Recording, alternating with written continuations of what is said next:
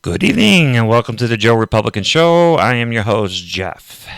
Our title tonight is Nancy Pelosi is not going to like these polling numbers that just report a bunch of bad news. Nancy. Okay, let's talk about Nancy Pelosi. Every move Nancy Pelosi makes between now and next year is designed to keep the Democrat majority in place. But now Pelosi has a major problem on her hands. And Nancy Pelosi's new polling numbers will definitely keep her up at night. Republicans need to flip just 5 seats to win control of the House of Representatives. The Democrats' narrow majority presents a prime opportunity for the GOP to win back control of the House of Representatives. The National Republican Campaign Committee released the results of polling out of 16 swing districts that split their ticket between the president and Congress and found the idea of Nancy Pelosi as Speaker of the House is deeply unpopular. Well, we all knew that. Nancy Pelosi is not very popular.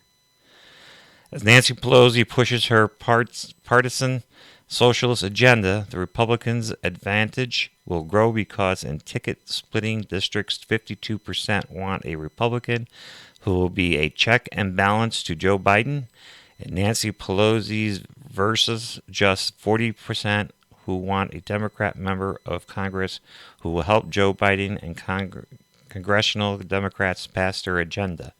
The NRCC polling memo reads, but as unpopular as Nancy Pelosi is, the Democrat socialist agenda is even more toxic. Pelosi just rammed legislation through the House that guts the ability of states to enforce voter ID laws. Swing votes report that they are likely to punish Democrats for attacking the integrity of the election. 62% of voters and 60% of independents are less likely to vote for a Democrat who voted to ban states from requiring official identification when people vote, the memo adds. The NRCC memo also noted that the Biden administration collusion with the teachers union to produce guidelines to effectively keep schools closed was also deeply unpopular.